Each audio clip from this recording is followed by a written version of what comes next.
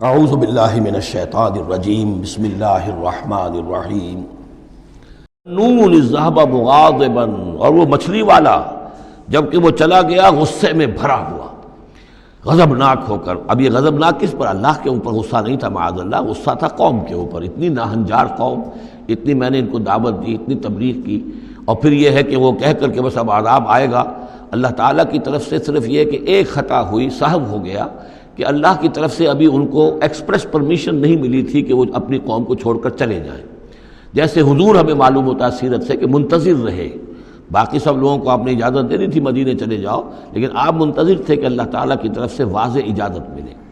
رسول اپنی جگہ نہیں چھوڑ سکتا جب تک کہ اللہ کی طرف سے حکم نہ آ جائے۔ بس یہ ان سے اپنے، چونکہ وہ حمیت حق، وہ حق کی غیرت اتنی تھی، اس جوش میں آ کر اپنی قوم سے ناراض ہو کر یہ ایک صاحب ان سے ہو گیا۔ لیکن یہ کہ بڑے لوگوں کا چھوٹا سا معاملہ بھی جو ہوتا ہے پھر اللہ تعالیٰ کے ہاں اس کا ذکر جو ہوتا ہے بڑے سخت الفاظ میں ہوتا ہے۔ اب یہ معاملہ ہے اللہ کا اور ان کے مابین۔ ہم ظاہر بات ہے کہ قرآن مجید پڑھ رہے ہیں تو حق تو ادا کریں گے، اس کا ترجمہ تو کریں گے، لیکن یہ کہ اسے اس پر محمول نہ کیجیے ظاہر الفاظ پر۔ یہ جو ہے معاملہ اللہ اور ان کے ایک جلیل القدر رسول کے مابین ہے، اور پھر یہی وہ رسول ہیں جن کے بارے میں میں نے آپ کو حدیث سنائی ہے حضور کی کہ مجھے یونس ابن متیٰ پر بھی فضیلت مت دو، میری فضیلت کا معاملہ نہ کرو۔ وَذَنُّونَ، مچھلی والا اس لیے کہتے ہیں کہ انہیں پھر مچھلی نے نگل لیا تھا، اس کے پیٹ میں وہ رہے۔ وَذَنُّونَ إِذْ ذَهَبَ مُغَاضِبًا، جبکہ وہ غصے میں بھرے ہوئے چلے گئے۔ فَظَنَّ أَن لَّن نَّقْدِرَ عَلَيْهِ، تو شاید اس نے یہ گمان کیا کہ ہم اسے پکڑ نہ سکیں گے یا ہم اس کو قابو میں نہ لا سکیں گے۔ واللہ عالم، یہ الفاظ جو ہیں بڑے سخت ہیں، یعنی یہ کہ مولانا شبیر احمد عثمانی صاحب نے یہ لکھا ہے کہ ان کے طرز عمل سے دیکھنے والا یہ سمجھ سکتا تھا کہ شاید انہوں نے سمجھا ہے کہ اللہ تعالیٰ ان کو پکڑ نہ سکے گا، لیکن ظاہر بات ہے کہ اس کا کوئی امکان نہیں کہ ایسا کوئی خیال حضرت یونس علیہ السلام کے دل میں پیدا ہو۔ فنادیٰ فی الظلمات، پھر کیا ہوا کہ اللہ تعالیٰ نے وہ جو کشتی جس میں وہ جا رہے تھے، اس کشتی کے اندر وہ صورت بعد میں بھی کہیں آ جائے گی، تو پھر یہ کہ وہ مچھلی کے پیٹ میں رہے اور وہاں پھر انہوں نے تسبیح کی ہے اللہ کی۔ فنادیٰ فی الظلمات، تو پھر وہ اس تاریکی کے اندر مچھلی کے پیٹ میں اللہ تعالیٰ کو پکارتے رہے، اللہ الہ الا انت سبحانک انی کنت من الظالمین، کہ تیرے سوا کوئی الہ نہیں ہے، تو پاک ہے اور یقیناً میں نے ہی ظلم کیا، میں خطا کار ہوں، مجھ سے غلطی ہوئی ہے، اے اللہ معاف فرما دے۔ یہ ہے جو آیت کہلاتی ہے، اور اس کی پھر یہ کہ ختم ہوتا ہے، اور اس کی کافی جو ہے لوگوں نے اس کے فضائل جو ہیں وہ آپ کے علم میں ہیں۔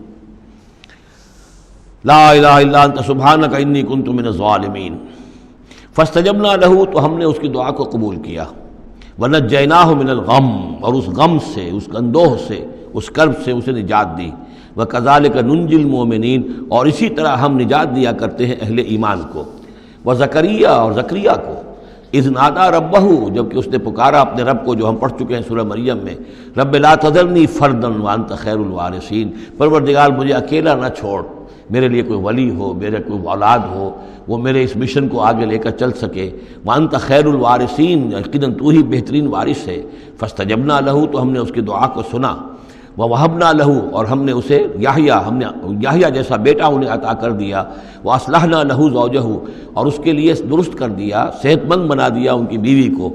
انہم کانوا یسارعون فی الخیرات، یقیناً یہ وہ لوگ ہیں کہ جو بھلائیوں میں، نیکیوں میں بہت سرگرمی دکھاتے تھے۔ ویدعوننا رغبا ورہبا، اور ہمیں پکارتے رہتے تھے، ہم سے دعائیں کرتے رہتے تھے، رغبت کے ساتھ بھی، توقع کے ساتھ بھی، اور رہباً، خوف کے ساتھ بھی، بین الخوف والرجاء، ہماری پکڑ سے اور ہماری مواخذے سے ڈرتے بھی رہتے تھے، اور ساتھ ہی ہماری رحمت کے امیدوار بھی رہتے تھے۔ وَكَانُوا لَنَا خَاشِعِينَ، تو سب کے سب جو ہیں ہمارے سامنے جھک جانے والے اور ہمارا خوف رکھنے والے تھے۔ آپ دیکھ رہے ہیں یہ گلدستہ جو ہے انبیاء کے ناموں کا۔ وَالَّتِي أَحْسَنَتْ فَرْجَهَا، بآخری ذکر ہے، اور وہ خاتون یعنی حضرت مریم سلام علیہا، جس نے اپنی شرمگاہ کی پوری حفاظت کی، یعنی ان کی عفت و عصمت جو ہے انہوں نے اس کو پوری طریقے سے بالکل پاک دامن رہیں۔ والتي احسنت فرجها فنفخنا فيها من روحنا، تو ہم نے اس میں پھونک دیا اپنی روح میں سے۔ یہی لفظ کن جو ہے وہی ہے کہ جو ذریعہ بن گیا۔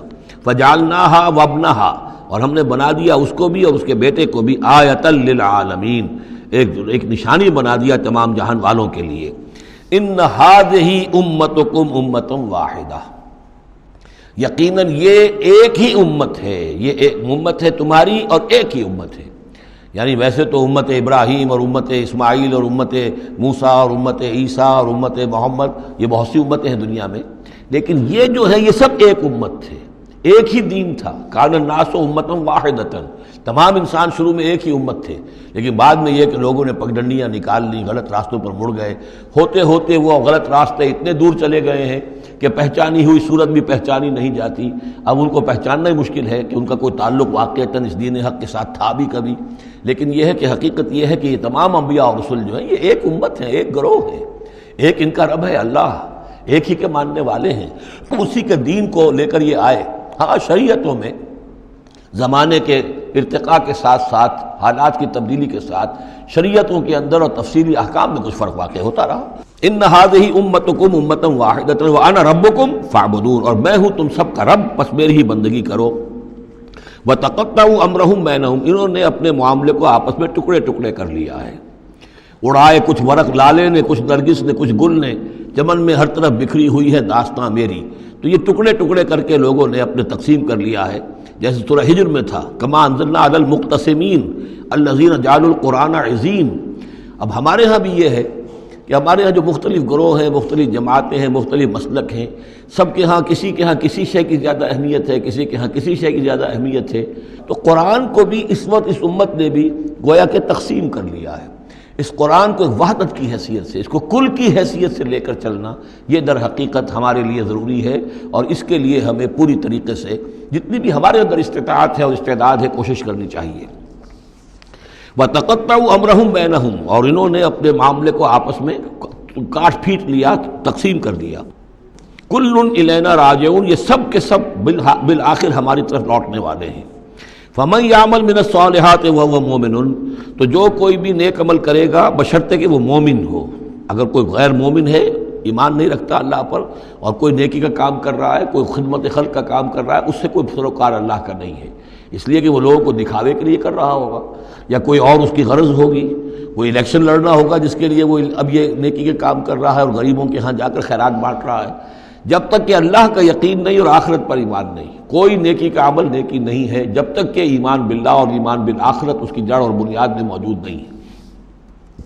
فَمَن يَعْمَلْ مِنَ الصَّالِحَاتِ، تو جو کوئی بھی نیک عمل کرے، وَهُوَ مُؤْمِنٌ، اور وہ مومن ہو، فَلَا كُفْرَانَ لِسَعْيِهِ، تو اس کی سعی و جہد، اس کی محنت، اس کی جد و جہد، اس کی اثار، اس کی قربانی، اس کی وہ اکارت نہیں جائے گی، اس کی ناقدری نہیں کی جائے گی۔ اللہ تعالیٰ شکور ہے، قدر فرمانے والا ہے۔ وَإِنَّا لَهُ كَاتِبُونَ، اور ہم خود لکھ رہے ہیں اس کے سارے کام، اس نے میرے لیے یہ کیا، اس نے میرے لیے یہ کیا، میرے دین کے لیے یہ کیا، فلاں وقت اس نے یہ اثار کیا۔ وَحَرَامٌ عَلَىٰ قَرْيَةٍ أَهْلَكْنَاهَا أَنَّهُمْ لَا يَرْجِعُونَ، اور حرام ہو چکا ہے، مقرر ہو چکا ہے ہر بستی پر کہ جس کو ہم نے ہلاک کیا کہ اب وہ لوٹنے والے نہیں ہیں۔ اس کے دو معنی ہیں، ایک تو یہ کہ جن بستیوں پر اللہ تعالیٰ کی طرف سے عذاب کا گویا کہ فیصلہ ہو چکا ہوتا تھا، تو چاہے نبی آ گیا، رسول آ گیا، لیکن وہ لوٹنے والے نہیں تھے، اس لیے کہ وہ تو اتمام حجت کے لیے اللہ نے رسول تو بھیج دیا ہے، لیکن معلوم ہے کہ وہ کفر میں، شرک میں اتنے بڑھ چکے ہیں، اتنے آگے نکل گئے کہ لوٹنے والے نہیں ہیں۔ اور ایک یہ بھی ہے کہ جو بستی ایک دفعہ برباد ہو گئی، پھر اس کے لوٹ کر آباد ہونے کا سوال نہیں ہے۔ انہم